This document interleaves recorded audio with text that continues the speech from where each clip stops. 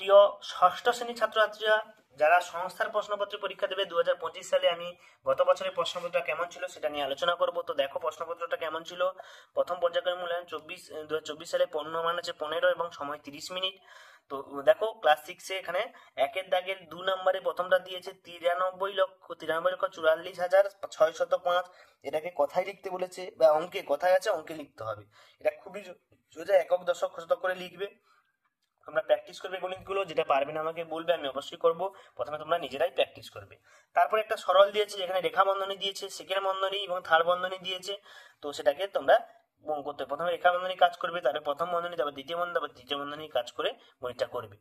এরপরে দেখো 3-এর দাগের একটা সরল দিয়ে গুণ করতে বলেছে, 4 পূর্ণ 8-এর 13, 7 পূর্ণ 4-এর 5 কে এটা প্রথমে গুণে ভাঙবে। 13 4-এ কত হবে গো? 13 4-এ 52, 52 8-এ 60/30 13, আর 7 5-এ 35 4-এ 39/5। এটাকে কাটাকাটি করলে কত হয় দেখবে।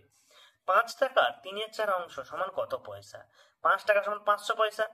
আর 3/4 500 গুণিত 3/4, তাহলে 500-কে 4 দিয়ে আমি গুণ করে 125 পাবো। 125-কে 3 দিয়ে ভাগ করলে কত হয়, সেটা কত পয়সা সেটা লিখবে। এরপরে দেখো আমরা 2 নম্বর পেজে চলে যাচ্ছি। 5-এর দাগে চিহ্ন ও প্রতীকের সাহায্যে প্রকাশ করো বি 8-এর চেয়ে ছোট নয়। তাহলে বি লিখবে, বি লিখে not equal to 8, B not equal to 8, এই যে ছোট ছোট লিখবে, ছোট নয় লিখে দেবে। ঠিক আছে, ওটা কেটে দিলে ছোট নয়। তারপরে পাশের সংখ্যাকে কথা লিখতে 3x - 7, অর্থাৎ 3-এর সঙ্গে x গুণ করে এই গুণফল থেকে 7 বিয়োগ লিখবে। 3 ও x এর গুণফল থেকে 7 বিয়োগ।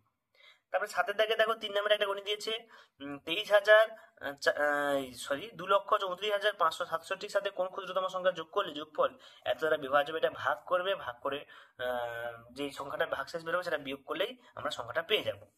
এরপর 4-এর দাগে দেখো এখানে তোমাদের রোমান সংখ্যা থেকে দিয়েছে, এই দুটোর মধ্যে কি বড়। দেখো xix মানে এটা কত বোঝাচ্ছে বলছে 19, আর xxi মানে কত 21, তাহলে 21টা বড়, তাহলে হাঁটা এইদিকেই হবে, অর্থাৎ এই চিহ্নটা বুঝবে, প্রথম চিহ্নটা বুঝবে। তারপর হচ্ছে LXXVI, আর এখানে হচ্ছে LXXIV। তাহলে VI বড় না IV বড়? VI বড়, তাহলে এইদিকে হবে। এটা বুঝতে পারছো তোমরা, একদম সোজা।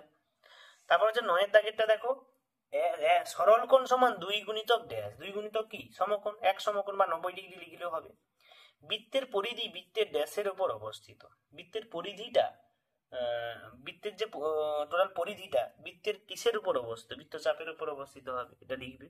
বৃত্তের পরিধিটা বৃত্তচাপের উপর নির্ভর করে, তো এটাই হবে। বা হ্যাঁ, বৃত্তের পরিধি কিসের উপর নির্ভর করে? ব্যাসার্ধের উপর। সরি, মানে ব্যাসার্ধ যদি ছোট হয় পরিধিটা বড়, ছোট হবে, আর ব্যাসার্ধ বড় হয় পরিধিটা বড় হবে। তো ব্যাসার্ধের উপর হবে, এটা উত্তর। তো দেখো তোমরা, এই হচ্ছে প্রশ্নপত্র। তোমাদের সমস্যা প্রশ্নপত্রগুলো একের পর এক আমি দেখাবো। তো দেখা হচ্ছে পরের ভিডিওতে, পরের ক্লাসে প্রশ্নপত্রগুলো নিয়ে আলোচনা করা হবে এবং 2025 সালে প্রশ্নপত্রগুলো নিয়েও আলোচনা করব।